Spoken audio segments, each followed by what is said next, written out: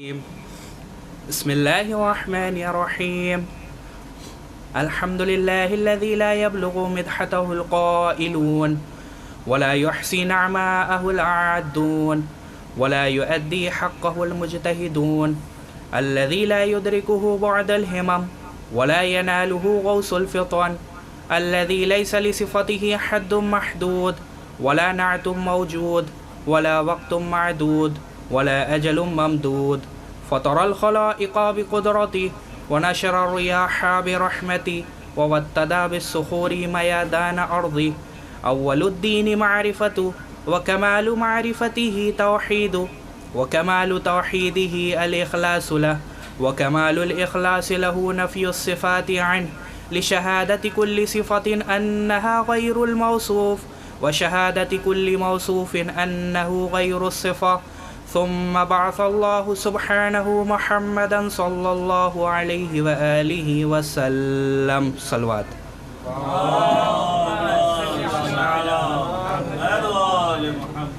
لإنجاز عدتي وتمام نبوتي مأخوذا على النبيين ميثاق مشهورة سمات كريما ميلاد ولا يقاس بآل محمد عليهم السلام من هذه الأمة أحد هم أساس الدين وعماد اليقين أما بعد فقد قال سبحانه وتعالى في كتابه المبين وهو أصدق الصادقين وقوله الحق بسم الله الرحمن الرحيم إني جاعلك للناس إماما صلوات بر محمد وآل محمد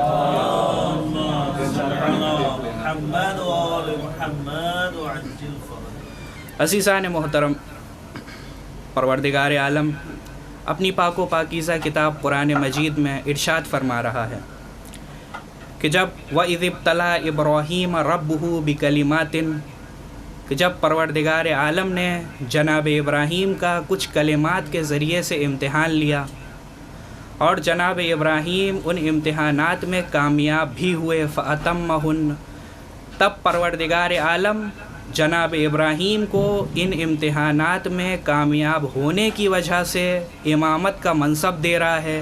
قال انی جاعلک للناس اماما. اب جناب ابراہیم اس امامت کے منصب کو پروردگار عالم سے طلب کر لیتے ہیں. قال ومن ذریتی، تو پروردگار عالم جواب میں کہتا ہے لا ینال عہد الظالمین، یہ امامت کا منصب ظالمین تک نہیں پہنچ سکتا. اب جناب ابراہیم نبی تو تھے، نبوت تو ان کے پاس تھی، لیکن پروردگار عالم نے نبوت کے بعد امامت کا عہدہ دیا. اور صرف یہی نہیں، امامت کا عہدہ 3 کڑے امتحانات لینے کے بعد دیا.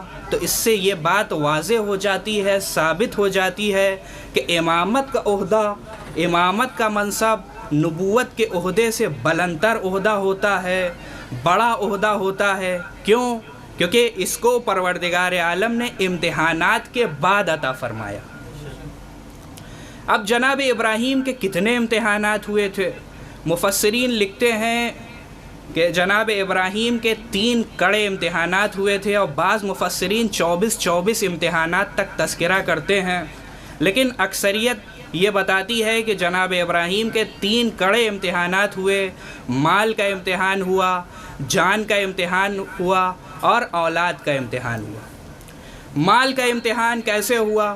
جناب ابراہیم ایک مرتبہ صحرا میں کھڑے ہوئے ہیں، بکریوں کا ریوڑ ہے، بھیڑ بکروں کا ریوڑ ہے، چر رہا ہے. جناب ابراہیم پروردگار عالم کی تسبیح و تحلیل کر رہے ہیں. اسی اثنا میں ایک شخصیت وہاں پر جنگل میں نمودار ہوتی ہے اور پروردگار عالم کی حمد و ثنا کرتی ہے. سبوح قدوس ربنا ورب الملائکۃ والروح. جیسے ہی اس شخصیت نے پروردگار عالم کی حمد و ثنا کی، ایسا لگا کہ کائنات کا ذرہ ذرہ پروردگار عالم کی حمد و ثنا کر رہا ہے. جناب ابراہیم بہت خوش ہوئے. جناب ابراہیم اس شخصیت کے قریب پہنچے. تم نے بہت بہترین پروردگار عالم کی حمد و ثنا کی ہے، تم ایک مرتبہ اور اسی انداز سے پروردگار عالم کی حمد و ثنا کر دو. یہ جو بکروں کا آدھا ریوڑ ہے، بکروں کا آدھا غلہ ہے، یہ تم کو عطا کر دوں گا۔ ایک مرتبہ وہ شخص پھر سے پروردگار عالم کی حمد و ثنا کرتا ہے جناب ابراہیم کو، اور ایک مرتبہ اسی انداز سے پروردگار عالم کی حمد و ثنا سننے کا جی چاہتا ہے۔ ایک مرتبہ پھر سے کہتے ہیں کہ تم ایک مرتبہ اسی انداز سے پروردگار عالم کی حمد و ثنا کر دو۔ وہ پھر سے ایک مرتبہ پروردگار عالم کی حمد و ثنا کرتا ہے۔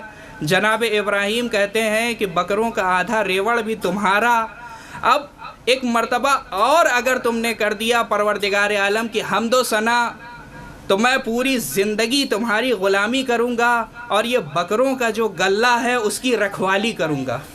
ایک مرتبہ وہ شخص پھر سے مسکرایا اور پروردگار عالم کی حمد و ثنا اسی انداز میں کرتا ہے، سبوح قدوس ربنا و رب الملائکۃ والروح۔ اب جناب ابراہیم بہت خوش ہوئے اور اس شخص سے کہتے ہیں کہ آج سے یہ بکروں کا ریوڑ بھی تمہارا، میں بھی تمہارا۔ اب وہ شخص مسکراتا ہے اور جناب ابراہیم کی طرف دیکھتا ہے اور کہتا ہے کہ اے ابراہیم، آپ اپنے پہلے امتحان میں کامیاب ہو گئے، میں جبرائیل امین ہوں، پروردگار عالم کے حکم سے آپ کے پاس آیا تھا کہ آپ کے اس مال و دولت کا امتحان لے لوں۔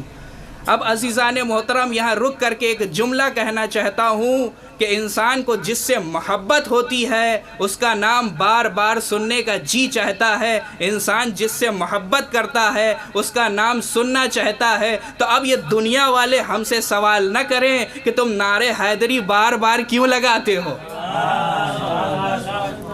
ایک مرتبہ صلوات بھیج دیا محمد و آل محمد پر۔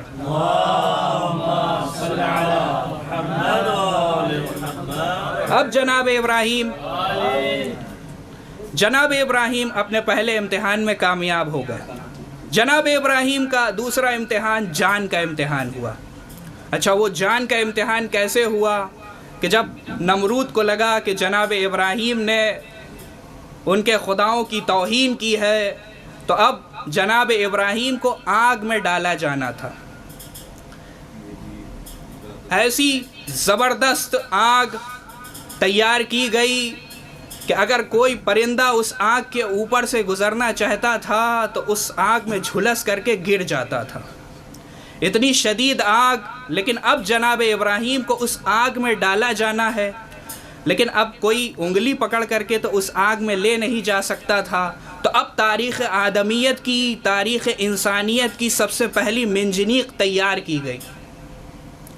اب وہ منجنیق جو تیار ہوئی، اب جناب ابراہیم کو اس منجنیق میں بٹھایا گیا، باندھا گیا، کس لیے؟ تاکہ جناب ابراہیم کو اس آگ میں ڈالا جانا تھا۔ اچھا، ایک روایت بھی ملتی ہے، ایک واقعہ بھی ملتا ہے کہ جب یہ آگ روشن کی گئی، آگ گلزار کی گئی اتنی شدید، تو ایک مینڈھک تھا کہ جو اپنے منہ میں تھوڑا سا پانی لے کر کے اس آگ کے قریب جاتا تھا اور اپنے منہ سے اس پانی کو پھینکتا تھا تاکہ وہ پانی اس آگ کی طرف چلا جائے، لیکن اپنی وسعت، اپنی کوشش وہ کرتا تھا اپنے اعتبار سے، لیکن وہ پانی آگ تک بھی نہیں پہنچتا تھا، لیکن کئی بار وہ اس نے اس عمل کو انجام دیا۔ لوگوں نے اس سے سوال کیا کہ تم یہ عمل کیسے انجام دے رہے ہو، تمہارے اس عمل کا کیا فائدہ ہے؟ آگ تو بجھنے سے رہی، تمہارے یہ پانی تو اس آگ تک نہیں پہنچ رہا ہے۔ تو وہ جواب میں کہتا ہے کہ جب پروردگار عالم روز قیامت ظالمین کی فہرست تیار کرے گا تو پروردگار عالم ایک ایسی بھی فہرست تیار کرے گا کہ جو مظلومین کا ساتھ دینے والے ہوں گے۔ تو میں ظالمین کے ساتھی میں سے شمار نہیں کیا جاؤں گا، بلکہ مظلوموں کی حمایت کرنے والوں میں سے شمار کیا جاؤں گا، اس لیے میں جناب ابراہیم کی حمایت میں اس فعل کو انجام دے رہا ہوں۔ اب جناب ابراہیم کو آگ میں ڈالا جانا تھا، جناب ابراہیم کو منجنیق سے پھینکا گیا ہے، منٹوں اور سیکنڈوں کا معاملہ ہے۔ جناب ابراہیم کچھ ہی سیکنڈوں کے بعد آگ میں پہنچنے والے ہیں اور جناب ابراہیم فضا میں ہیں۔ اسی اثنا میں جناب جبرائیل ایک سوال کرتے ہیں، جناب جبرائیل جناب ابراہیم سے آ کر کے، اور جناب ابراہیم اس جواب کو دیتے ہیں اور جناب ابراہیم اس امتحان میں بھی کامیاب ہو جاتے ہیں۔ ایک مرتبہ جناب جبرائیل آتے ہیں اور جناب ابراہیم سے کہتے ہیں کہ کیا مدد کی ضرورت ہے؟ اب اگر جناب ابراہیم انکار کر دیں مدد کی ضرورت نہیں ہے تو ایک مرتبہ نبی خدا ہو کر کے جھوٹ نہیں بول سکتے، کیونکہ مدد کی ضرورت تو تھی، کیونکہ آگ میں جانے والے ہیں۔ اب اگر ایک مرتبہ جناب ابراہیم کہہ دیں کہ ہاں مدد کی ضرورت ہے، تو ایک نبی خدا ہو کر کے ایک ملک سے مدد طلب کر رہے ہیں۔ اب اگر ہاں کہہ دیں تب بھی پھنس جائیں، اور اگر نہ کہہ دیں تب بھی پھنس جائیں۔ ایک مرتبہ جواب دیتے ہیں کہ اے جبرائیل، مدد کی تو ضرورت ہے، آپ سے نہیں، پروردگار عالم سے۔ ایک مرتبہ جیسے ہی یہ جواب دیتے ہیں، جناب ابراہیم اپنے دوسرے امتحان میں بھی کامیاب ہو جاتے ہیں، اور پروردگار عالم کے حکم سے وہ جو آگ تھی وہ گلزار بن جاتی ہے، اور جناب ابراہیم اپنے امتحان میں کامیاب ہو جاتے ہیں۔ ایک مرتبہ صلوات بھیج دیا محمد و آل محمد پر۔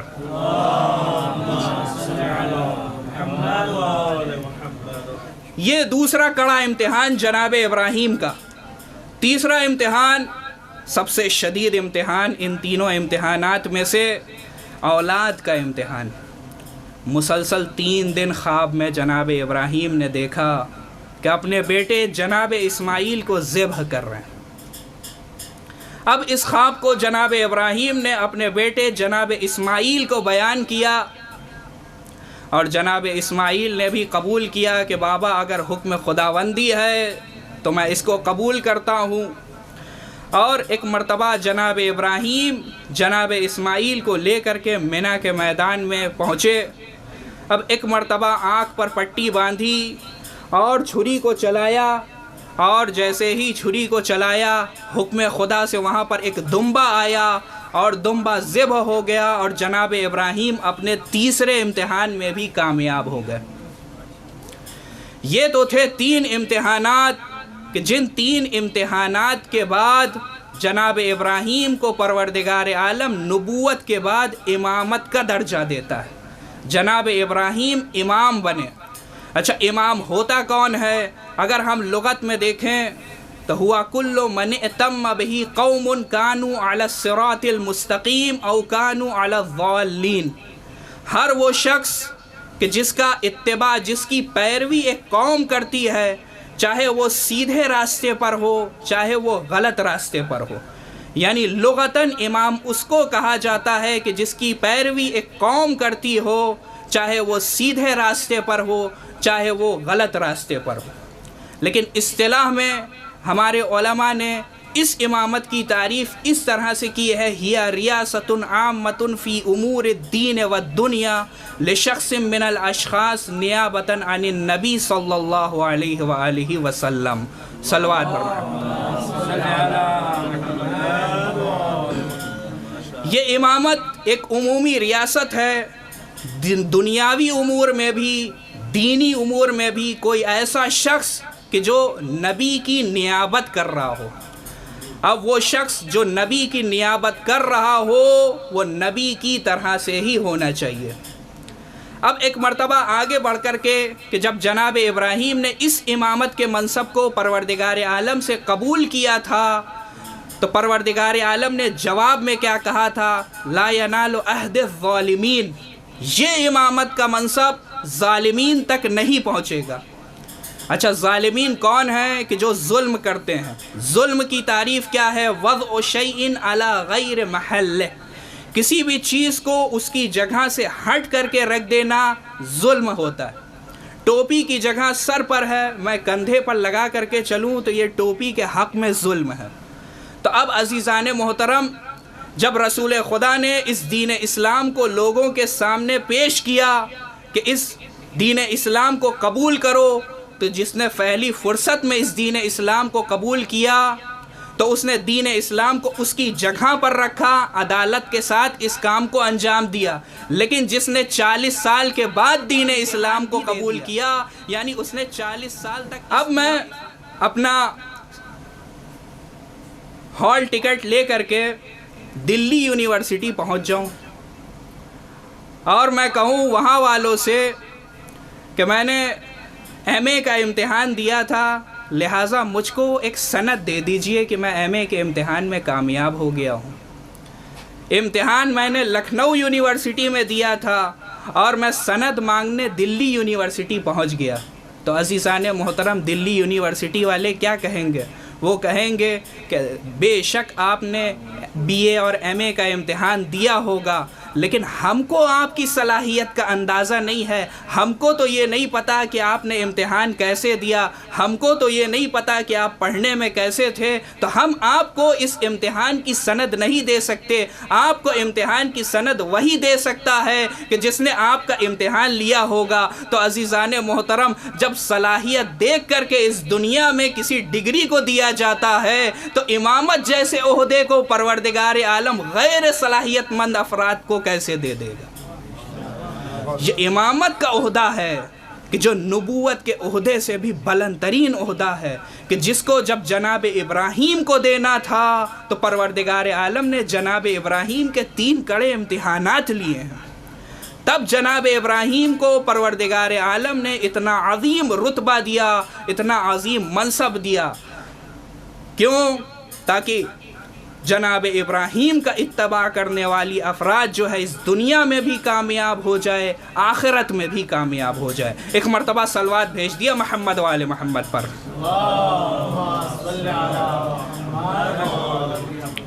یہ وہی امامت کا عہدہ ہے کہ جب غیر کی طرف چلا جاتا ہے تب غیر جو ہیں جمعے کی نماز جو ہے بدھ کو پڑھا دیتے ہیں۔